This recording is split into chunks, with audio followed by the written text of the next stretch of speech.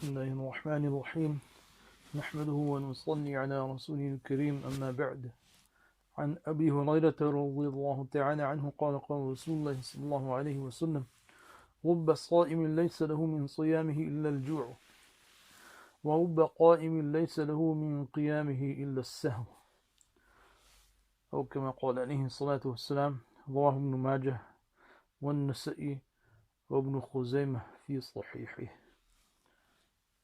Sayyidina Abu Hurairah radiallahu anhu relates that the Messenger of Allah sallallahu alayhi wasallam said, many are the ones who fast, attaining nothing by such fasting except for hunger.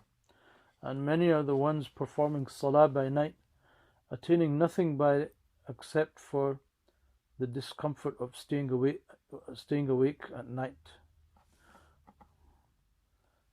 With regards to this hadith, the ulama have mentioned three different interpretations. Firstly, this hadith may refer to those who fast during the day and then consume iftar with such food which is haram, either haram in of itself or acquired through haram sources. All the reward received for fasting is destroyed because of the great sin of consuming haram, and nothing has been attained except hunger. Secondly, our Nabi sallallahu alayhi wasallam may have meant those who fasted properly, but during the fasting kept themselves busy with backbiting and slandering others. Thirdly, in the third interpretation, the person referred to may be the one who, while fasting, did not stay away from evil and sin. Since Rasulullah sallallahu alaihi wasallam's sayings are concise, all forms of sins included here are meant, and by way of this hadith.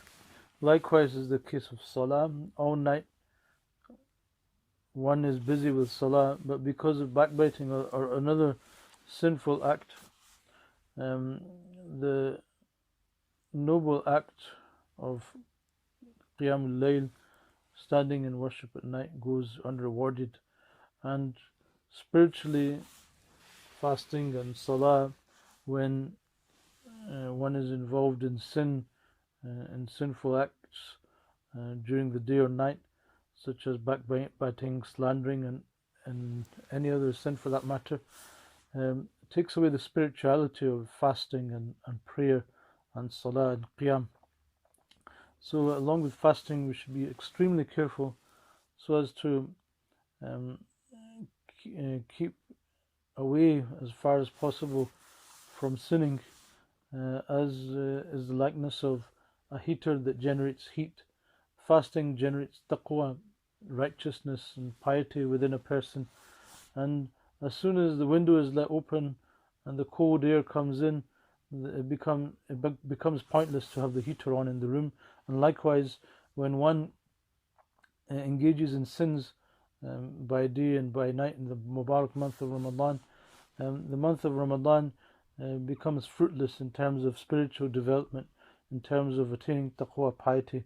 May Allah subhanahu wa ta'ala grant us the tawfiq in this Mubarak month, as well as standing in worship at night in front of Allah and fasting properly to stay away from sin and to attract the pleasure of Allah subhanahu wa ta'ala.